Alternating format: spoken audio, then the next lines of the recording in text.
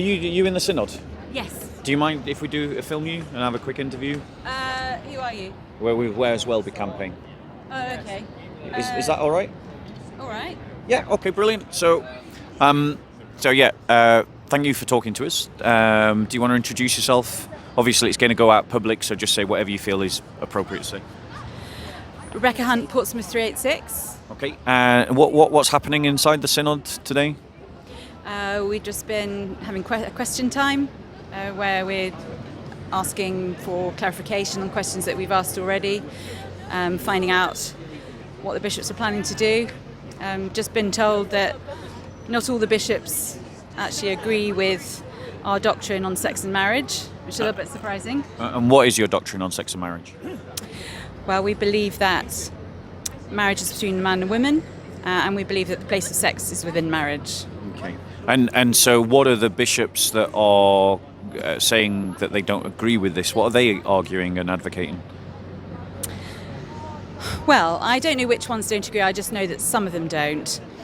And this is really the push towards same-sex marriage and changing doctrine within the Church of England. That's where it's coming from. It's coming from people who want to change the doctrine, who don't agree with the current doctrine, and who ultimately are creating division and causing chaos. It's obvious that these bishops are heretics in the true sense of the word. Why haven't they been defrocked? Why haven't they been removed from their offices?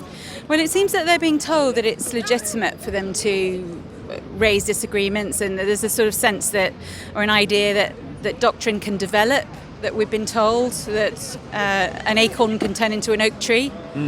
But obviously we believe in truth, and we believe in the Constitution of the Church of England, which is grounded in Scripture and was set out in our founding documents, the ordinal, the prayer book, etc. And they are very clear.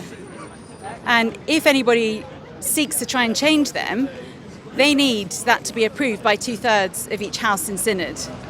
But what's actually happening is that they're trying to get around that by saying that they're not changing doctrine because they're only making a small change here by introducing these prayers of love and faith, which are going to be used for same-sex couples as part of public services. So we're being told that this is not a change in doctrine.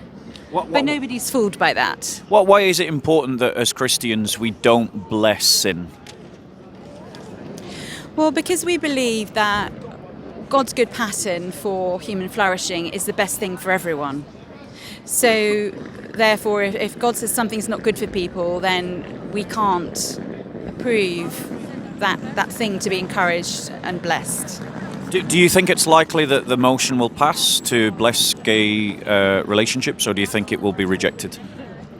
Your reading of the ground. Well, the motion today is just to continue the work which we voted for in February. I think there's going to be attempts to amend it. I think they're going to try and amend it in order to allow freestanding services for same-sex couples, which is going quite a bit further than was originally suggested, which is just prayers as part of a service. So if they allow freestanding services, that's more like, akin to a marriage service. Everybody come and. So there's going to be an amendment to allow marriage by the back door. Well, yes, there's going to be an amendment for that. I don't know whether it will pass. We have an indication that the archbishops are both likely to vote for that. Yeah. Even though that wasn't proposed by them in their papers. Yeah. And it seems to me that that's very clear that would be contrary to doctrine. Yeah. So I think that creates a major problem. I suspect it's unlawful. How can we remove heterodox bishops from office? How can we remove heterodox clergy? And don't you think it's time, rather than debating with people that are trying to push heresy in the church, that rather than debating with them like they are faithful Christians, that actually faithful Christians like yourself should now actually be pushing to have heterodox clergy removed from their office? I think the problem is that those with heterodox beliefs are actually in charge. So it's for the House of Laity, I think, to call them to account, which we are seeking to do, but it's unclear whether there's enough of us or not to be able to do that.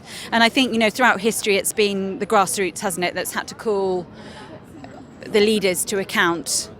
And I think that's what's happening here. I think it's being led from the top, and it's very difficult for grassroots to get a sort of sufficient. Sufficiently argue against what the archbishops are saying. I think it's an abuse of power. I think they decided they're going to make a change. But we're doing what we can. We're contending, we're praying, we're contending. And we love the Church of England. We want to remain within it. And we want it to speak truth.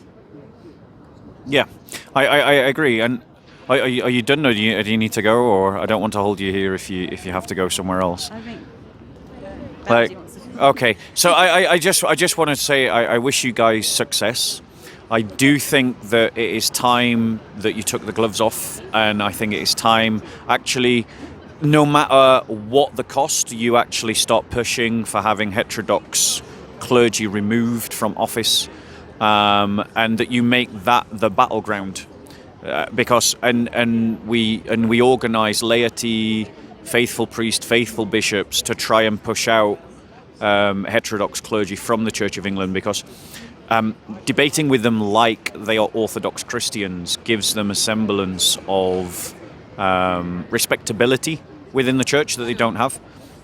They should just go and join a humanist society or something, like, the Unitarians, where they can believe whatever they want. But anyway, I wish you all the best, and I hope you succeed. God bless. Peace with you, sister. Bye-bye.